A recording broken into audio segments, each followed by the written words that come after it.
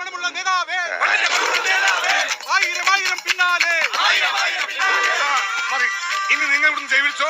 ഞാൻ പറയാതെ ആരും നിർത്തരുത്. മണമുള്ള നേതാവേ, ആയിരം ആയിരം പിന്നാലെ. എന്തിനാ ഇങ്ങനെ ഓരോന്നിനെ സൃഷ്ടിക്കുന്നത്? അപ്പൊ സാറേ, എന്റെ കക്ഷി മത്സരിച്ച 3 സീറ്റിൽ ഞങ്ങൾ വിജയം കെടുത്തി കഴിഞ്ഞു. ഇവരൊന്ന് മന്ത്രിസഭയിൽ ആഭ്യന്തരം തന്നെ പിടിക്കാനാണ് എന്റെ തീരുമാനം. അതെ, എങ്കിൽ ഞാൻ ഇറങ്ങാണ്. അയ്യോ പോകല്ലേ പോകല്ലേ, നമുക്ക് ചർച്ച ചെയ്യാം. എന്റെ തീരുമാനത്തിൽ മാറ്റൂല. ഇല്ലെങ്കിൽ വീണ്ടും ഒരു ഇലക്ഷൻ നേരിടാൻ തയ്യാറല്ല. അല്ല, ഞാൻ പറയുന്നു കേക്ക്. തിരക്ക് വേണ്ട, നിങ്ങൾ സമയം എടുത്ത് ആലോചിച്ചിട്ട് മതി. അവൻ പറഞ്ഞതിൽ ഒരു തെറ്റുമില്ല. ആഭ്യന്തരം അവന് തന്നെ കൊടുക്കണം. ആഭ്യന്തരം വിട്ടിട്ട് കാലിരിക്കില്ല. അഭ്യന്തരം അഭ്യന്തരം എന്ന് പറയാൻ തനിക്ക് എന്ത് യോഗ്യതയാണ് ഉള്ളത്? മന്ത്രിസഭ ഉണ്ടാക്കാൻ അവൻ വേണം. കൃഷ്ണകുമാർ, തനിക്കറിയോ?